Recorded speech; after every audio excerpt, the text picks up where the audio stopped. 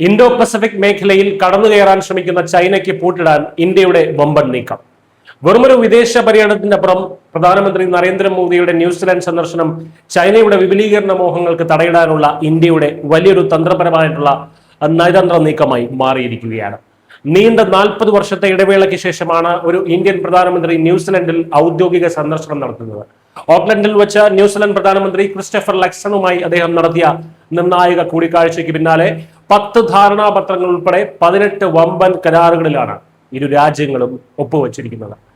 വെറുമൊരു ഉഭയകക്ഷി ബന്ധത്തിൽ നിന്നും തന്ത്രപരമായിട്ടുള്ള പങ്കാളിത്തം അഥവാ സ്ട്രാറ്റജിക് പാർട്ണർഷിപ്പ് എന്ന ഉയർന്ന തലത്തിലേക്ക് ഇന്ത്യയും ന്യൂസിലൻഡും തമ്മിലുള്ള ബന്ധം ഇതോടെ മാറിയിരിക്കുകയാണ്, അല്ലെങ്കിൽ ഉയർന്നിരിക്കുകയാണ്. ഇതിൽ ഏറ്റവും നിർണായകമായത് പ്രതിരോധ സമുദ്ര സുരക്ഷാ കരാറുകളാണ്. ഇരു രാജ്യങ്ങളുടെയും നാവികസേനകൾക്ക് പരസ്പരം പിന്തുണ നൽകുന്നതിനും രഹസ്യാന്വേഷണ വിവരങ്ങൾ പങ്കുവെക്കുന്നതിനും സംയുക്ത സൈനികാഭ്യാസങ്ങൾ നടത്തുന്നതിനും ഈ വമ്പൻ കരാർ വഴിയൊരുക്കും. പ്രതിരോധത്തിന് പുറമെ ഭീകരവാദത്തിനെതിരെ പോരാടാൻ സംയുക്ത കർമ്മസമിതി രൂപീകരിക്കാനും ദുരന്ത നിവാരണ രംഗത്ത് സാങ്കേതിക വിദ്യകൾ പങ്കുവയ്ക്കാനും ഇരു രാജ്യങ്ങളും തീരുമാനിച്ചിട്ടുണ്ട്.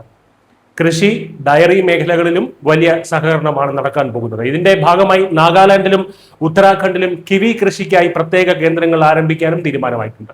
ഇതിലൂടെ ന്യൂസിലൻഡിലെ നൂതന കാർഷിക സാങ്കേതിക വിദ്യകൾ ഇന്ത്യൻ കർഷകരിലേക്കും എത്തും.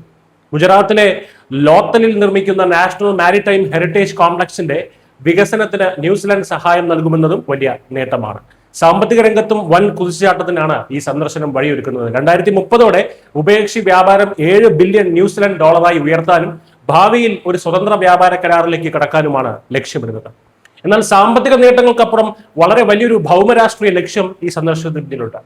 ഇന്ത്യയുടെ നേതൃത്വത്തിലുള്ള ഇൻഡോ പസഫിക് ഓഷ്യൻസ് ഇനിഷ്യേറ്റീവിലും ഗ്ലോബൽ ബയോഫ്യൂവൽസ് അലയൻസിലും ന്യൂസിലാൻഡ് ഔദ്യോഗികമായി ഭാഗമാകുകയാണ്. ദക്ഷിണ ചൈന കടലിലും പസഫിക് സമുദ്രത്തിലും ചൈന തങ്ങളുടെ സൈനിക സാന്നിധ്യം വർദ്ധിപ്പിക്കാൻ ശ്രമിക്കുന്ന ഈ സമയത്ത് തന്നെയാണ് ഇന്ത്യ ന്യൂസിലാൻഡുമായി ചേർന്ന് പ്രതിരോധം ശക്തമാക്കുന്നത്. ചുരുക്കത്തിൽ ചൈനയുടെ ഏകാധിപത്യ മോഹങ്ങൾക്ക് മുന്നിൽ സമുദ്ര സുരക്ഷയുടെ ശക്തമായിട്ടുള്ള ഒരു പ്രതിരോധ മതിൽ തീർക്കുകയാണ് ഇന്ത്യ. ലോകരാജ്യങ്ങൾ ചൈനീസ് ഭീഷണിക്ക് മുന്നിൽ ഇന്ത്യയെ ഒരു സുരക്ഷിത താവളമായി കാണുന്നു എന്നതിന്റെ ഏറ്റവും വലിയ ഉദാഹരണമാണ് ന്യൂസിലാൻഡുമായിട്ടുള്ള ഈ പ്രതിരോധ സാമ്പത്തിക കരാറുകൾ. ഏഷ്യയിലെ ചോദ്യം ചെയ്യപ്പെടാനാകാത്ത ശക്തിയായി ഇന്ത്യ മാറുന്നതിന്റെ വ്യക്തമായിട്ടുള്ള സൂചന കൂടിയാണ് ഈ ചരിത്ര സന്ദർശനം. News desk Malayalam.